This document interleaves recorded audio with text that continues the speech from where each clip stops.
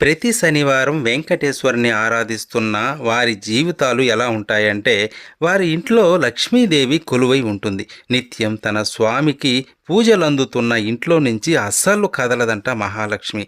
అందుకే వెంకటేశ్వరుని పూజ సకల సంపదలను ఇస్తుంది. ప్రతి శనివారం నిష్టగా, శుచిగా వెంకటేశ్వరుని ధ్యానించి పూజించి తులసి దళాలను సమర్పించాలి. ఎందుకంటే తులసి దళాలలో లక్ష్మీదేవి ఉంటుంది. అందుకే తులసి దళాలు సమర్పించి అర్చించాలి. వీలైతే అందుబాటులో ఉంటే బిల్వదళాలు కూడా సమర్పించవచ్చు. మహాలక్ష్మికి అత్యంత ప్రీతికరమైనది బిల్వదళాలు. ఏ ఇంట్లో అయితే నిత్యం దీప ఆరాధన జరుగుతుందో, ప్రతి శనివారం వెంకటేశ్వరుని ఆరాధిస్తారో ఆ ఇల్లు మంగళకరంగా ఉంటుంది. మహాలక్ష్మి సకల సంపదలను ఇచ్చి తోడై ఉంటుంది. అందుకే ప్రతి శనివారము వెంకటేశ్వరుని పూజ ఖచ్చితంగా చేయాలి. ఓం నమో వెంకటేశాయ.